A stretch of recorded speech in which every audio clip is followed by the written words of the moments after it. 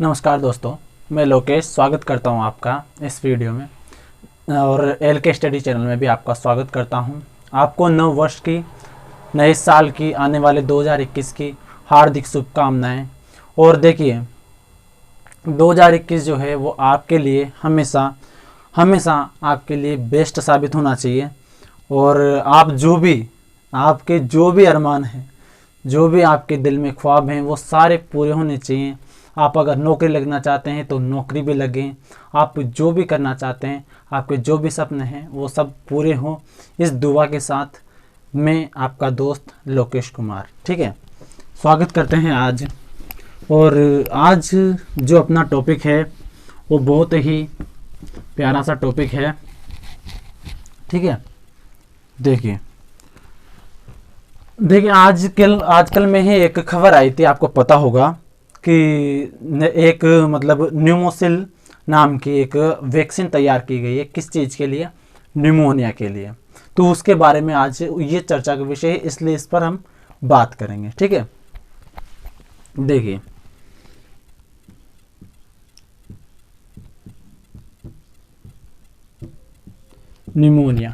Pneumonia जो रोग है, इसके लिए भारत की एक कंपनी है, उसने क्या तैयार की है?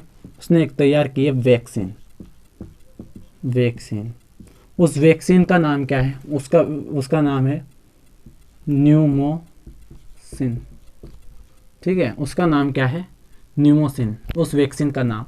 और इस वैक्सीन की अगर हम बात करें तो ये भारत की पहली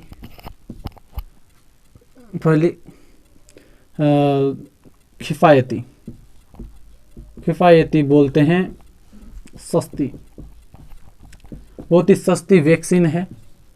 कौन सी? न्यूमोसिन। और ये न्यूमोसिन की हम बात करें तो ये किसने तैयार की है? ये तैयार की है, और ये पहली बात तो स्वदेशी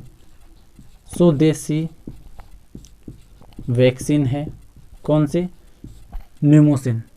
न्यूमोसिल जो है वो स्वदेशी वैक्सीन है। और ये तैयार की है किसने? सीरम इंस्टीट्यूट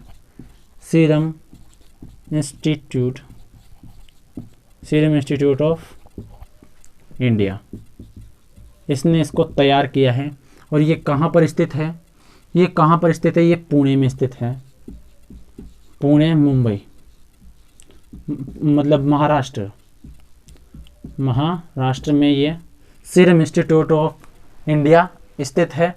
और इसके हेड कौन है? इसके हेड हैं पूनावाला। जैसे आपने सुना होगा बेजान दारू वाला, उसी तरह से ये है पूनावाला। ठीक है, बेजान दारू वाला और ये पूनावाला। ये कौन है? पूनावाला है। तो ये ध्यान में रखें। तो न्यूमोसिल जो वैक्सीन है, इसकी हम बात कर रहे थे।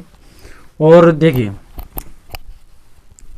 पहले स्वदेशी निर्मित तकनीक से निर्मित यह वैक्सीन है और सीरम इंस्टीट्यूट ने इसको तैयार किया है। और न्यूमोनिया की हम बात करें तो न्यूमोनिया जो रोग होता है वो किसके कारण होता है? वो और किसको प्रभावित करता है? वो अपने श्वसन तंत्र को प्रभावित करता है। और श्वसन तंत्र की हम बात करें तो सर्वाधिक बच्चों में होता है। कौन सा? न्यूमोनिया रोग जो है सर्वाधिक बच्चों में होता है। और इसमें होता क्या है? इसमें देखिए ऐसे अपना देखिए फेफड़े जो हैं वो ऐसे होते हैं। ठीक है, ऐसे होते हैं, ऐसे होते हैं फेफड़े। और नीचे ये डायफ्राम होता है। ठीक है, हाँ, ये फेफड़े होते हैं। इनमें क्या होता है? इनमें ऐसे कोशिकाएं बनी होती है जो अपने क्या है, जो हम सांस लेते हैं, ये क्या होती है? कोशिकाएं होती है। कोशिकाएं जो हम सांस लेते हैं, जैसे हम श्वास लिया तो वो इनमें क्या है? स्टोर होता है। और निमोनिया जो होता है, निमोनिया रोग में क्या हो जाता है कि इन कोशिकाओं में मवाद भर जाती है। क्या भर जाती है? मवाद भर जाती है, या फिर कहें पीला पदार्थ जो है, पीला पदार्थ इनके अंदर भर जाता है, जिससे क्या होता है कि सांस लेने में तकलीफ होती है और ये निमोनिया रोग इसमें हो जाता है।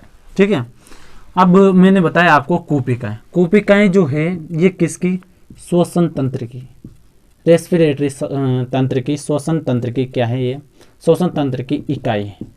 क्या है ये इकाई? श्वसन तंत्र की इकाई क्या है, तो कूपिकाएं, ये एल्वेओलाई जो जिन्हें अपन बोलते हैं, तो ये कूपिकाएं जो है श्वसन तंत्र की इकाई हैं। ठीक है, और मैं बात करूं इसी में कि श्वसन तंत्र की इकाई तो मैंने बता दी आपको क्या होती है, श्वसन तंत्र की इकाई तो मैंने बता दी आपको क्या होती है, कूपिका। ठीक है, और मैं बात करूं किसकी, शरीर की। शरीर की इकाई क्या है, शरीर की इकाई क्या है, तो उसे बोलेंगे हम सेल। क्या है, कोशिका। सेल आप जानते हैं, सभी जानते हैं कि सेल की जो खोज है वो कब 1665 में रॉबर्ट हुक ने की थी। आपकी जानकारी के लिए बता दूं, रॉबर्ट हुक ने की थी। और किसमें की थी, लकड़ी के कॉर्क में की थी, लकड़ी के कॉर्क में की थी। और उन्होंने क्या देखी थी, मधुमक्खी के छत्ते की तरह की क्या देखी थी, संरचनाएं और देखी थी, जिन्हें क्या कहा था, उन्होंने सेल कहा था, उन्हें कोशिका कहा था। और किस बुक में कहा था, इनकी बुक है कौन से, माइक्रोग्राफिया। इस बुक में इन्होंने ये बात कही थी। ठीक है, और अगर हम बात करें सेल की ही, तो सेल जो है ये तो की थी इन्होंने मृत कोशिका की, मृत कोशिका देखी थी इन्होंने, किन्होंने, रॉबर्ट हुक ने मृत कोशिका देखी थी। और जीवित कोशिका की हम बात करें, जीवित की, तो जीवित कोशिका देखी थी किसने, जीवित कोशिका देखी थी एंटोन वॉन ल्यूवोन हक, जिसने देखी थी। और किस में देखी थी, 1674 में देखी थी ये कोशिका, जीवित कोशिका। और किस में देखी थी, ये पीपीएलओ में देखी थी। पीपीएलओ जो होता है वो क्या होता है, पुलरो निमोनिया लाइक ऑर्गेनिज्म। क्या होता है, पुलरो निमोनिया लाइक ऑर्गेनिज्म होता है इसका मतलब। ठीक है, और पीपीएलओ इससे हम बोलते हैं जीवाणु।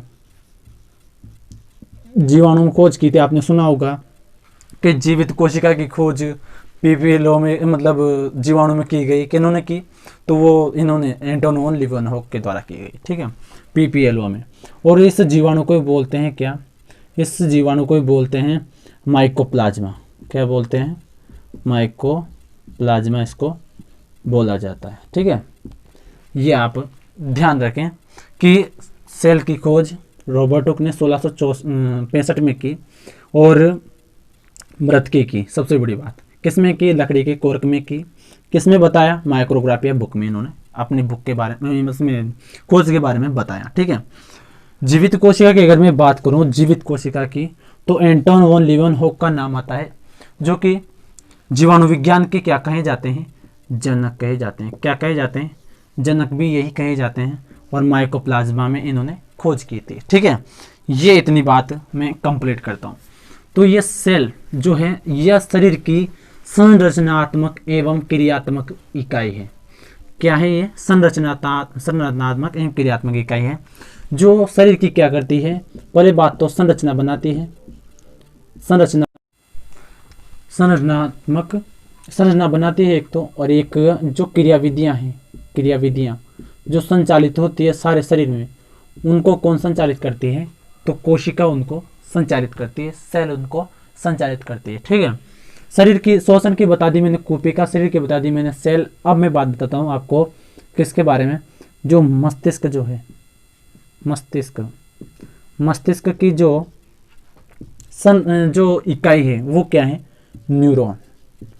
न्यूरॉन्स आपने सुने होंगे कि तंत्रिका कोशिका। क्या है, तंत्रिका कोशिका की अगर हम बात करें, तंत्रिका कोशिका की हम बात करें, तो ये जो तंत्रिका कोशिका है ये मानव मस्तिष्क के जो इकाई है वो क्या है, ये तंत्रिका कोशिका है। तंत्रिका कोशिका की मैं बात करूं तो ये तंत्रिका कोशिका पूरे शरीर की सबसे बड़ी कोशिका है। सबसे बड़ी कोशिका है कौन सी? तंत्रिका कोशिका। और तंत्रिका कोशिका जो है ये सबसे बड़ी तंत्रिका कोशिका किस में देखी गई है? तो ये जिराफ में देखी गई है। किस में? जिराफ में देखी गई। जिराफ की गर्दन में सबसे लंबी तंत्रिका कोशिका पाई जाती है। ठीक है। और तंत्रिका कोशिका जो है ये मिलकर तंत्रिका ऊतक का निर्माण करते हैं। किसका? तंत्रिका ऊतक का निर्माण करते हैं। और ऊतकों के अध्ययन को क्या कहते हैं? ऊतकों के अध्ययन को कहते हैं नहीं, सेल का जो अध्ययन है उसको तो कहते हैं साइटोलॉजी। ठीक है। और ऊतकों के अध्ययन को कहा जाता है, शायद ऊतकों के अध्ययन को आप बताइए क्या कहा जाता है, क्योंकि मैं भूल चुका हूँ। ठीक है, कोई बात नहीं है, भूल जाते हैं। ये मैं डिस्क्रिप्शन में बता दूंगा। जो भी मैं चीज़ें भूलता हूँ वो सारे मैं डिस्क्रिप्शन में दे दूंगा, क्या क्या भूला क्या क्या नहीं भूला वैसे। ठीक है। और आप भी क्या कमेंट करके बताइए कि जैसे ऊतक को अध्ययन को क्या कहा जाता है। ठीक है, आ जाएगा याद, बता दूंगा। कोशिका विज्ञान का जनक कौन हो गया? Robert Hooke. अब देखो ये जो न्यूरॉन्स जो है, तंत्रिका ऊतक जो है, इसका क्या है जनक जो है, जनक वो कौन है? इसका जनक है जेन मार्टिन चारकोट।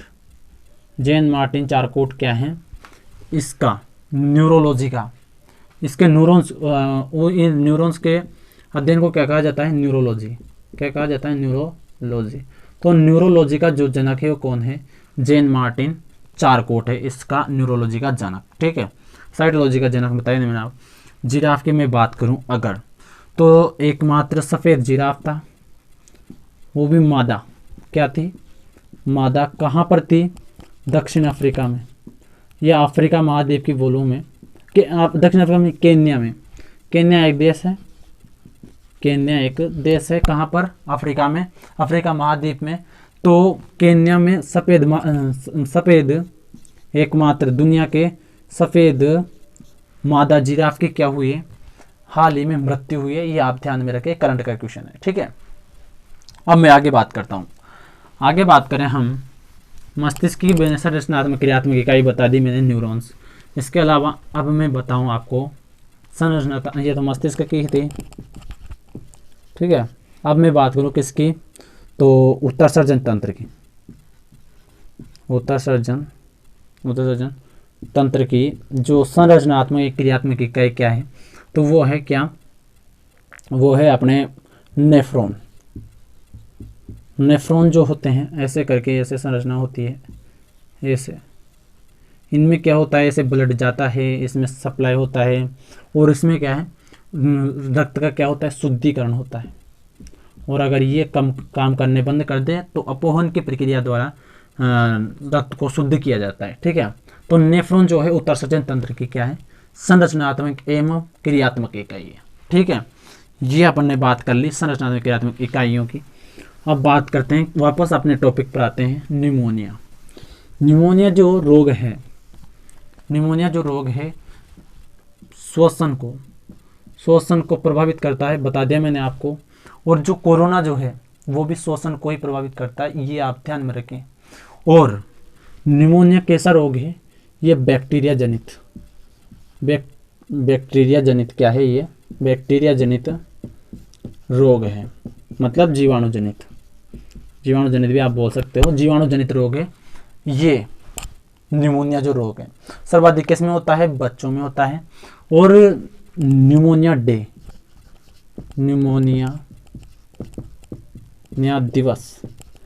दिवस कब मनाया जाता है? निमोनिया दिवस, और इसके साथ कई रोगों के जो महत्वपूर्ण दिवस बनाए जाते हैं वो भी मैं आपको बताऊंगा। ठीक है।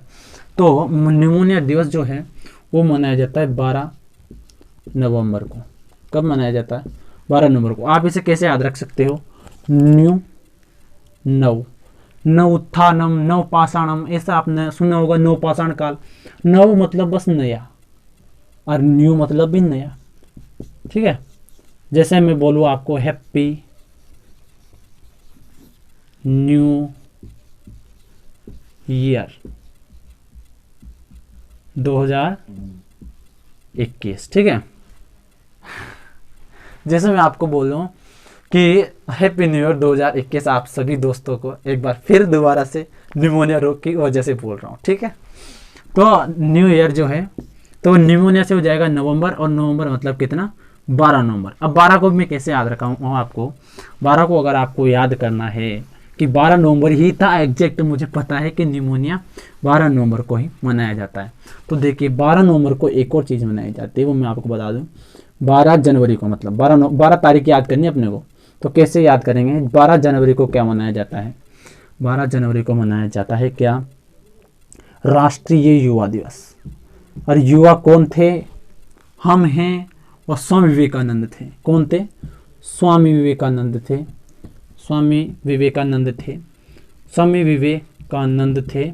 और स्वामी विवेकानंद की मैं बात करूं तो इन्होंने क्या किया था, 1892 में एक शिकागो धर्म सम्मेलन हुआ था। आप सभी को पता होगा कि ऐसे करके यूएसए है, कैसे करके, ऐसे यूएसए कैसे है, ये ऐसे करके यूएसए बसा हुआ है ऐसे, तो ये तो मैक्सिको है, ठीक है, ये यूएसए है, और ये ऊपर जो है ये कनाडा है, ठीक है।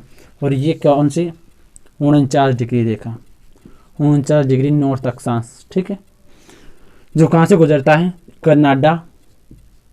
कनाडा और यूएसए के बीच से गुजरता है। तो यहीं पर यूएसए में ही, कहाँ पर, यूएसए में ही, यहाँ पर 5 झीलें पड़ती है जिन्हें कहा जाता है विश्व की महान झीलें, ठीक है। तो उनमें एक झील है, ये है मिशिगन, क्या है, मिशिगन। इस मिशिगन झील के पास में ही क्या है, शिकागो पड़ता है। और शिकागो की मैं बात करूं तो ये विश्व की सबसे बड़ी क्या है, मांस मंडी है, ठीक है। क्या है ये, विश्व की सबसे बड़ी मांस मंडी। बात कहाँ से स्टार्ट हुई थी, बात यहाँ से स्टार्ट हुई थी 12 नवंबर से। 12 जनवरी को युवा दिवस मनाया जाता है, स्वामी विवेकानंद। और राजस्थान में ये कहाँ रुके थे, अजीत सिंह के यहाँ। अजीत सिंह कहाँ के थे, झुंझुनू के। झुंझुनू के अजीत सिंह ने क्या किया था, सपोर्ट किया था। वहाँ जाने से पहले ये, शिकागो जाने से पहले कहाँ रुके थे, खेतड़ी शासक अजीत सिंह के यहाँ। खेतड़ी कहाँ पड़ता है, झुंझुनू में। किसके लिए प्रसिद्ध है, खेतड़ी तांबे के लिए, ठीक है। तो ये वहाँ पर रुके थे, ठीक है। और ये 49 डिग्री तक आप ध्यान रखें, बहुत ही महत्वपूर्ण है, मिशिगन और कनाडा के बीच में है। ये अपना मैक्सिको हो गया, मैक्सिको, ये मैक्सिको की खाड़ी हो गई, सबसे बड़ी खाड़ी विश्व की। और ये कनाडा हो गया। कनाडा की बात करूँ तो सबसे बड़ी तटरेखा किसकी है, भारत में तो किसकी है, भारत में तो है किसकी, भारत में है अपने गुजरात की। और यहाँ पर विश्व में किसकी है, कनाडा की। 12 जनवरी याद करना है, 12 नवंबर याद करना है, तो 12 जनवरी याद कर लिया। अब 12 अगस्त, 12 अगस्त को क्या मनाया जाता है, 12 अगस्त को मनाया जाता है विश्व हाथी दिवस। विश्व हाथी दिवस, साथ में ही अंतर्राष्ट्रीय युवा दिवस। एक तो युवा दिवस वो था, एक युवा दिवस ये है, अंतर्राष्ट्रीय युवा दिवस और राष्ट्रीय युवा दिवस। ये ध्यान में रखें कि ये मनाया जाता है 12 अगस्त को, ठीक है। एक आता है 12 मार्च। अब आप कहोगे कि सर ये मार्च जो है ये कौन सा महीना है, टेंशन लेने का जरूरत नहीं, ये ट्रिक है 12 मार्च, ठीक है। 12 मार्च मतलब होता है, देखिए 12 का मतलब क्या होता है, 12, और मार्च का मतलब क्या होता है, मई। 12 मई, और मार्च को क्या कर देंगे, नर्स, क्या कर देंगे, नर्स। तो नर्स दिवस, नर्स दिवस, नर्स दिवस कब मनाया जाता है, 12 मार्च को। 12 मार्च को मनाया जाता है नर्स दिवस, ठीक है। विश्व नर्स दिवस है ये, विश्व स्तरीय अंतर्राष्ट्रीय नर्स दिवस है। और आपको बता दूं कि WHO ने, WHO वर्ल्ड हेल्थ ऑर्गेनाइजेशन, विश्व स्वास्थ्य संगठन जो है इसने, और इसकी स्थापना हुई थी 7 अप्रैल को। 7 अप्रैल को स्वास्थ्य दिवस, विश्व स्वास्थ्य दिवस मनाया जाता है। और 1948 को इसकी स्थापना हुई थी। टेड्रोस अधानोम घेब्रेयेसस इसके अध्यक्ष हैं। और इसका जो जेनेवा स्विट्जरलैंड में क्या है, मुख्यालय है, ठीक है। अब मैं बताता हूँ आपको क्या कि बता रहा था मैं कि नर्स के बारे में बता रहा था। WHO ने 2020 को नर्स एंड मिडवाइफ क्या है घोषित किया है। नर्स एंड मिडवाइफ घोषित किया है, ध्यान में रखें, ये ध्यान में रखें, नर्स एवं मिडवाइफ, मिडवाइफ, ठीक है। किसने घोषित किया है? WHO ने। किसको? 2020 को। तो ये आपको याद होना ही होना चाहिए। अब जब नर्स आ गया तो डॉक्टर भी आएगा। तो doctor day, doctor DOC, TOR, English मेरी कमज़ोर है, ध्यान में देना। तो डॉक्टर डे मनाया जाता है कब? 1 जुलाई को, ठीक है। 1 जुलाई को क्या मनाया जाता है? डॉक्टर्स डे मनाया जाता है, ध्यान में रखें, ठीक है। अब मैं आपको एक और चीज़ बता दूं कि 12 मार्च में से अगर हम 4 मार्च कम कर दें, क्या कर दें? 4 मार्च और कम कर दें, यानी कि 4 मार्च को क्या करें? ये थैला जो है, ये थैला या टोकरी बोलो इसको, तो इसको इसमें अगर हम डाल दें 4 मार्च तो क्या बच जाएंगे? 12 में से 4 गए तो 8 मार्च बचेंगे, नहीं बचेंगे? तो 8 मार्च यानी कि 8 मार्च का मतलब है कि 8 मई को मनाया जाता है थैले में डाला थैलेसीमिया, थैलेसीमिया दिवस। तो एक और जो रोग है उसका हमें पता चल गया कि थैलेसीमिया दिवस। एक तो बताया मैंने 12 नवंबर को मनाया जाता है क्या? Pneumonia day. फिर मैंने बताया 12 जनवरी को मनाया जाता है क्या? राष्ट्रीय युवा दिवस। राष्ट्रीय युवा दिवस मना लिया। जो अपने विवेकानंद जी हैं माननीय, सही है कि नहीं? तो उनको कहाँ भेज दिया अपन ने भेज दिया उनको USA, शिकागो धर्म सम्मेलन में, ठीक है। वहाँ से वापस आ गए, ठीक है। वहाँ से वापस आने के बाद अपन ने 12 जनवरी के बाद 12 अगस्त देखा। 12 अगस्त की मैं बात करूँ तो 12 अगस्त में अपन ने क्या देखा? 12 अगस्त में अपन ने देखा कि एक तो हाथी और एक युवा, हाथी और एक युवा दोनों साथ साथ आएंगे, ठीक है। तो दोनों साथ साथ आए। उसके बाद हमने देखा 12 मार्च मतलब 12 मई को मनाया जाता है नर्स दिवस। तो 12 मई को हमने नर्स दिवस मनाया। और 12 मार्च में से हमने क्या किया? नर्स आई, नर्स यानी कि नर्स एंड मिडवाइफ किसको घोषित किया है? 2020 को घोषित किया है। किसने किया? WHO ने। तो WHO की बात भी जरूरी है। 7 अप्रैल 1948 को क्या है? इसकी स्थापना होती है। और जेनेवा स्विट्जरलैंड में इसका क्या है? मुख्यालय है। किसका? इसका WHO का। WHO के हेड कौन है? WHO के हेड हैं कौन? Tedros Adhanom Ghebreyesus. और इसके कार्यकारी बोर्ड के अध्यक्ष बने हैं कौन? इसके कार्यकारी बोर्ड के अध्यक्ष बने हैं अपने doctor Harshvardhan sir. Doctor Harshvardhan कौन है? हमारे स्वास्थ्य मंत्री हैं देश के, केंद्रीय स्वास्थ्य मंत्री, ठीक है, हर्षवर्धन, ठीक है। और मैं बात करूं किसकी?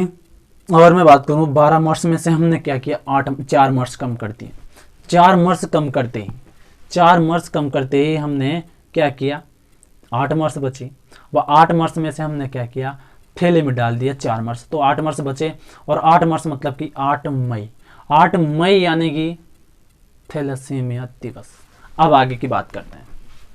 आगे की मैं बात करूं तो 12 नवंबर याद हो गया आपको, 1 जुलाई याद हो गया आपको, 12 अगस्त याद हो गया आपको, ठीक है। इतनी सारी चीज़ें आपको याद होगी। तो मतलब 12 तो आपको कन्फर्म याद हो गया होगा। मैं आशा करता हूँ जहाँ तक कि 12 आपको ज़रूर याद हो गया होगा, ठीक है। क्योंकि 12 मई को, 12 नवंबर को, 12 जनवरी को, 12 अगस्त को, ये सारी डेटें मैं आपको बता चुका हूँ, ठीक है। अब मैं बात करता हूँ किसकी बात करता हूँ? थैलेसीमिया की बात होगी। अब मैं हेपेटाइटिस की बात करता हूँ। हेपेटाइटिस डे जो है, हेपेटाइटिस डे, वो कब मनाया जाता है? हेपेटाइटिस डे मनाया जाता है, जैसे आपको पता होगा कि 29 जुलाई को तो क्या आता है? राष्ट्रीय बाघ दिवस, टाइगर स्टेट कौन है? MP। तो बाघ दिवस आता है। तो 29 जुलाई से एक दिन पहले यानी कि 28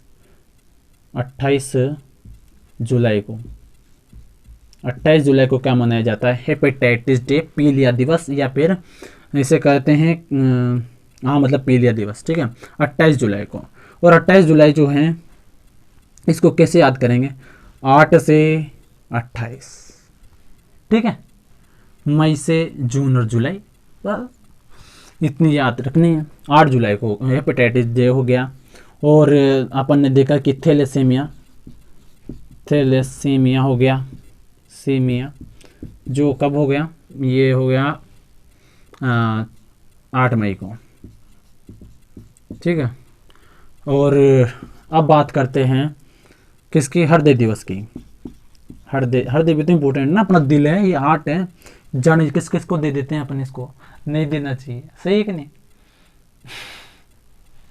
तो हृदय दिवस कब मनाया जाता है, हृदय दिवस मनाया जाता है अपने, ये 8 को आया, 27 को आपको पता है, 27 सितंबर को क्या मनाते हैं, 27 सितंबर को मनाते हैं पर्यटन दिवस मनाते हैं कि नहीं मनाते हैं। 27 से 28 और एक 29 जुलाई के बाद क्या करना है हमें, 29 जुलाई के बाद 29 सितंबर देखना है हमको। तो 29 सितंबर मतलब हृदय दिवस, ठीक है। 29 सितंबर को होगा हृदय दिवस, ये भी आप ध्यान में रखें। ये भी बीमारी से संबंधित है, रोग से संबंधित है, इसलिए बता रहा हूँ सारे एक साथ, ठीक है। ये रोग वाले, और तो आप डे याद करते ही हो, लेकिन मैं बता रहा हूँ आपको ये रोग वाले एक साथ। एक बता दूँ आपको पता होना चाहिए, यहाँ पे लिख देता हूँ, ठीक है।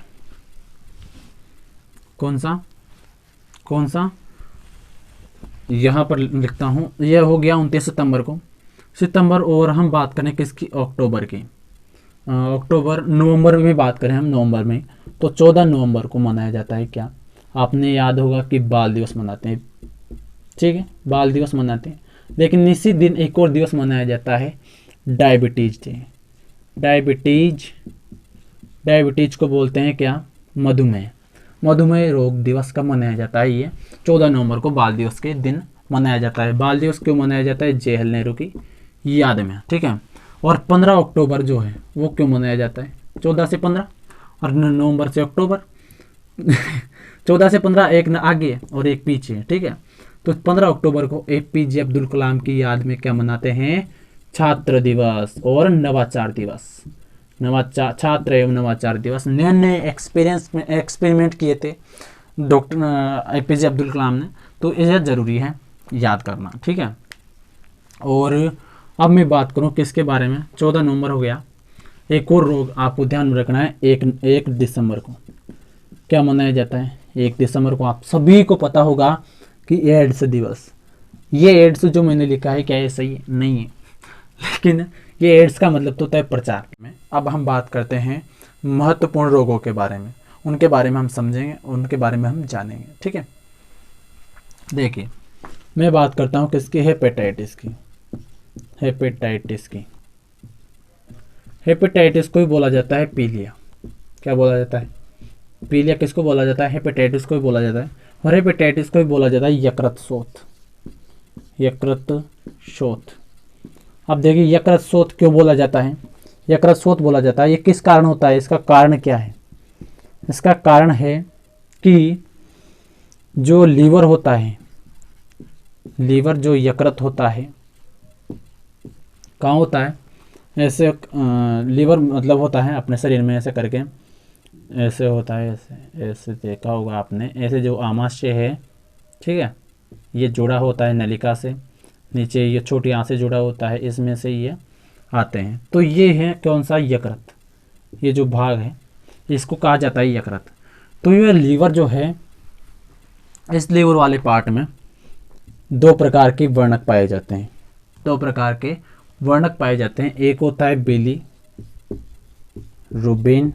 एक होता है बिलीरुबिन, एक होता है बिलीविराडिन। बिलीरुबिन की मैं बात करूं, किसकी, बिलीरुबिन की मैं बात करूं तो ये हरा वर्णक होता है, कौन सा, बिलीरुबिन। बिलीविराडिन की बात करूं तो ये होता है, बिलीरुबिन जो होता है वो होता है पीला, और बिलीविराडिन जो होता है वो होता है हरा।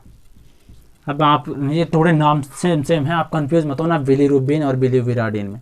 बिलीरुबिन बीन यानी कि पीला, बिलीविराडिन वीरा रा यानी कि हरा, ठीक है।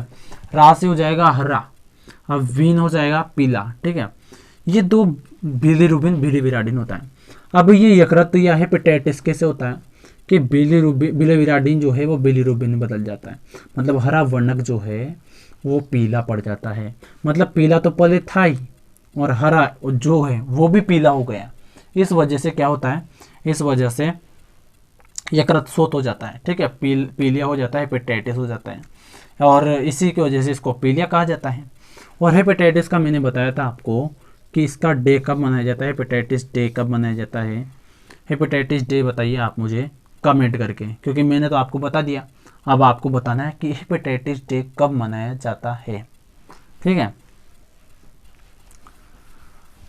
ठीक है। अब हम बात करते हैं लीवर या हेपेटाइटिस के बारे में, जो यकृत शोथ है इसके बारे में बात करते हैं। इसमें प्रभावित अंग जो है वो मैंने बता दिया क्या है, यकृत है। क्या है, यकृत। यकृत की मैं बात करूं तो यकृत में क्या पाया जाता है, जो ग्लूकोज जो है वो ग्लाइकोजन के रूप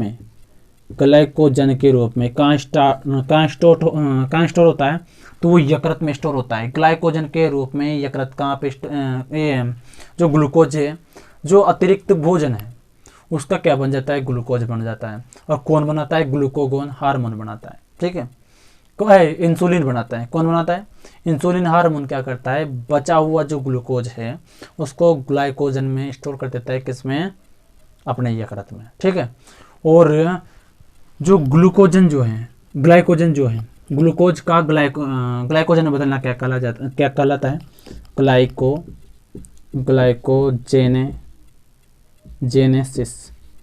ग्लाइकोजेनेसिस कहलाता है। क्या, ग्लाइकोजेनेसिस क्या कहलाता है, या ग्लूकोज का ग्लाइकोजन में बदलना क्या कहलाता है, ग्लाइकोजेनेसिस कहा जाता है। और कौन बदलता है, इसको बदलता है इंसुलिन हार्मोन। और अगर नहीं बदले तो क्या होगा, नहीं बदलेगा तो डायबिटीज हो जाएगा। इंसुलिन हार्मोन की कमी से होने वाला रोग कौन सा है, डायबिटीज। और डायबिटीज मैंने बताया था आपको, डायबिटीज जो डे है वो कब मनाया जाता है, ये मनाया जाता है कब, नवंबर में कब, 14 नवंबर को। और 12 नवंबर को बताया था मैंने निमोनिया। ठीक है, तो ये मधुमेह जो है इंसुलिन हार्मोन इस ग्लाइकोजन को ग्लूकोज को ग्लाइकोजन में स्टोर करता है, और ग्लाइकोजेनेसिस ये प्रक्रिया कहलाती है। ठीक है, और इसको तोड़ने का काम कौन करता है, ये मान लो हम व्रत रहते हैं, उपवास रहते हैं, उस टाइम को क्या करता है, जो जरूरत तो पड़ेगी ऊर्जा की, तो ऊर्जा की जरूरत पड़ेगी। बिना ऊर्जा के तो हम चल भी नहीं सकते। चल सकते हैं क्या, नहीं चल सकते। आपको पता है कि बिना ऊर्जा के कोई भी काम नहीं कर सकते हम, तो ऊर्जा तो बनानी पड़ेगी शरीर को। तो कैसे बनेगी, वो ग्लाइकोजन को तोड़ना पड़ेगा। जो स्टोर ऊर्जा है हमारे शरीर में उसको तोड़ना पड़ेगा। तोड़ेगा कौन, वो तोड़ेगा अपने ग्लूकोगोन हार्मोन तोड़ेगा। और ग्लूकोगोन जो हार्मोन है ये शर्करा यानी कि ग्लूकोज बनाएगा।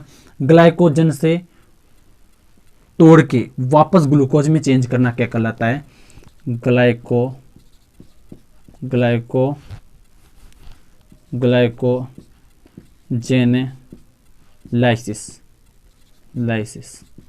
वो ग्लाइकोजेनेसिस था, और ये कौन सा है, ग्लाइकोजेनेलाइसिस है, लाइसिस है। ठीक है, ध्यान में रखें, ग्लूकोगोन हार्मोन ग्लाइकोजन को ग्लूकोज में बदल देता है, और ये प्रक्रिया क्या कहलाती है, ये प्रक्रिया कहलाती है ग्लाइकोजेनेलाइसिस। ठीक है, और ये जो सारे काम हैं, ये काम धंधे जो हैं सारे, इंसुलिन और ये ग्लूकोगोन हार्मोन, और एक और पाया जाता है सोमेटोस्टेटिन हार्मोन, जो इन पर कंट्रोल करता है, ये पाया जाता है कहाँ पर, अग्नाशय में। अग्नाशय में क्या होती है, लेगरेंस दीपिकाएं होती हैं। 3 प्रकार का स्रावण करती है हार्मोन। एक मैंने बताया कौन सा, इंसुलिन। एक मैंने बताया आपको कौन सा, ग्लूकोगोन। और एक मैं बता रहा हूँ कौन सा, सोमेटोस्टेटिन, जो इन पर क्या करता है, दोनों हार्मोन पर नियंत्रण करता है कि कौन सा हार्मोन कब स्रावित करना है। ठीक है, तो ये आप ध्यान में रखें। यकृत शोथ से संबंधित, यकृत से संबंधित आपको बता रहा था मैं। अब यकृत की बात कंप्लीट कर दी हमने, हेपेटाइटिस की बात हमने कंप्लीट कर दी कि हेपेटाइटिस जो है वो यकृत को प्रभावित करता है, हेपेटाइटिस। ठीक है, अब मैं बात करूं किसके बारे में, यकृत के बारे, हेपेटाइटिस के बारे में। तो हेपेटाइटिस जो है इसके जो उपचार है, उपचार पहली बात तो रोग कौन सा है, ये हेपेटाइटिस रोग कौन सा है, जीवाणुजनित, जीवाणुजनित है। कैसे, पंडित का ट्रिक न्यू है, अंत में सिफा के गाने टीवी में। ठीक है, और इसका क्या था, रेखा हमें हिट करके ये जीवाणुजनित विषाणुजनित रोग है। ऐसे कंफ्यूज होते हैं लोग मेरी तरह, विषाणुजनित रोग है ये हेपेटाइटिस। अब ट्रिक से याद आ गया मुझे कि हेपेटाइटिस जो रोग है वो विषाणुजनित रोग है। ठीक है, ये भी आपको ध्यान में रखना है। उपचार क्या है इसमें, IgG यानी इम्यूनोग्लोबुलिन जी का क्या लगता है, टीका लगता है। और एक उपचार और है हेपेटाइटिस बी जो है, हेपेटाइटिस बी उसका टीका लगता है। ये क्या है, इसकी वैक्सीन है। और हाल ही में हेपेटाइटिस सी, अब ये रोग महत्वपूर्ण क्यों हो जाता है, देखिए हेपेटाइटिस सी की वजह से 2020 में आपको पता है कि नोबेल पुरस्कार मिले हैं कि नहीं मिले हैं। उनमें भी एक नोबेल जो मिला है किसका, मेडिसिन का नोबेल जो है वो किसको मिला है और किसके लिए मिला है, हेपेटाइटिस सी के टीके की खोज करने के लिए मिला है। किनको मिला है, एक तो अल्सर, देखिए हमने खाए क्या, राइस, फूल पत्ती वाला, हमने खाए राइस और हमारे क्या हो गया, अल्सर हो गया, हमने खाए राइस, हमारे हो गया अल्सर, और अल्सर फिर हम गए कहाँ पर, हगटन, मतलब कि लेटरिन बाथरूम में गए, हगटन होते हैं। तो राइस, अल्सर और हगटन, उसके बाद क्या हो गया, हमारा लीवर खराब हो गया। तो लीवर खराब मतलब कि, और फिर हमने क्या किया, हेपेटाइटिस सी। ठीक है, तो इसकी खोज की किसने, राइस ने, अल्टर है इसका नाम, और एक हगटन ने। ये तीनों ने मिलकर हेपेटाइटिस सी के टीके की क्या की, खोज की है, जो कि लीवर से संबंधित है। ये अभी क्या है, मेडिसिन का नोबेल था जो मिला इनको, मिला, और 10 दिसंबर को। ठीक है, और 10 दिसंबर को मनाया जाता है मानवाधिकार दिवस, विश्व मानवाधिकार दिवस। ये आपको स्पेशली ध्यान रखना है, इसलिए मैंने ये रोग बताया था आपको। कारण क्या था, हेपेटाइटिस सी बताना। ठीक है, क्योंकि ये महत्वपूर्ण है। एक बता दिया मैंने आपको क्या, टीबी का क्या है, वायरस, ट्यूबरकुलोसिस है। BCG का इसमें टीका लगता है, और इसमें भी श्वसन तंत्र क्या है, प्रभावित होता है, आपको पता होगा टीबी का तो। ठीक है, और एक बात बता दूं मैं आपको कि जो गांधी जी कब आए थे, अब आप बोलोगे बीच में क्या घुसा दिया। गांधी जी कब आए थे, गांधी जी आए थे 9 जनवरी को। 9 जनवरी को मनाया जाता है आदिवासी ये प्रवासी भारतीय दिवस मनाया जाता है। और प्रवासी से बनेगा क्या, 9 अगस्त को क्या बन गया, 9 अगस्त को बन गया कौन सा, आदिवासी दिवस। और इस आदिवासी के शरीर में ही सबसे पहले, मतलब आदिवासियों के शरीर में सबसे पहले क्या देखा गया था, हेपेटाइटिस देखा गया था। इसलिए बताया मैंने आपको, गांधी जी आए थे 9 जनवरी को, 9 अगस्त आपको ध्यान में रखना है। आदिवासी के शरीर में सबसे पहले हेपेटाइटिस पाया गया था, एक व्यक्ति था, आदिवासी जाति से था, तो उसके शरीर में हेपेटाइटिस वायरस पाया गया था सबसे पहले। ठीक है, वायरस ही है, विषाणु जनित रोग है, रेखा में हिट करके हेपेटाइटिस। उसके बाद में बात करूं इसके रेबिज की, किसकी, रेबीज की मैं बात करूं तो कुत्ता पालूं, इसकी ट्रिक क्या है, कुत्ता पालूं,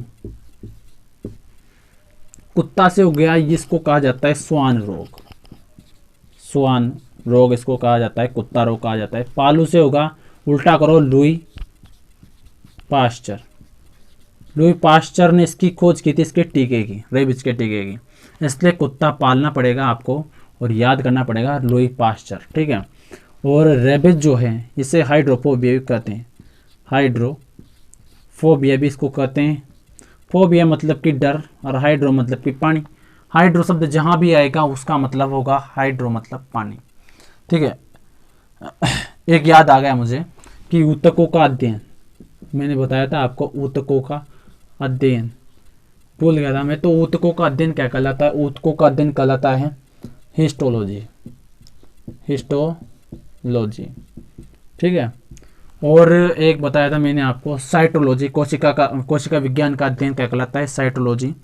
और कोशिका विज्ञान का बता दिया मैंने आपको कि साइटोलॉजी। और न्यूरॉन्स का जो अध्ययन है वो बता दिया मैंने, न्यूरॉन्स का अध्ययन क्या कहलाता है, न्यूरॉन्स का अध्ययन कहलाता है न्यूरोलॉजी, जिसके जेन मार्टिन चारकोट हैं जनक। और मैंने बताया आपको क्या, एक हिस्टोलॉजी जो कि अपने ऊतकों का अध्ययन है, ठीक है। और रक्त का अध्ययन क्या कहलाता है, हेमेटोलॉजी। और पाचन का अध्ययन क्या कहलाता है, देखिए ये अध्ययन लिखा देता हूँ, पाचन का अध्ययन क्या कहलाता है, पाचन का अध्ययन कहलाता है गैस्ट्रोलॉजी, गैस्ट्रोलॉजी। और फादर ऑफ गैस्ट्रोलॉजी कौन है, चरक, चरक, महर्षि चरक, ठीक है, गैस्ट्रोलॉजी। और मैं बात करूं किसकी, पाचन के अलावा किसकी, रक्त की, रक्त का अध्ययन क्या कहलाता है, रक्त का हेमेटोलॉजी, हेमेटोलॉजी, हेमेटोलॉजी कहलाता है रक्त का अध्ययन, ठीक है। और ऊतकों का बता ही दिया मैंने आपको, जी आप महत्वपूर्ण अध्ययन है, ये भी डायरेक्ट पूछते हैं, इनका तो डायरेक्ट क्वेश्चन आता है, ठीक है, साइंस में। एक मैं बता देता हूँ आपको,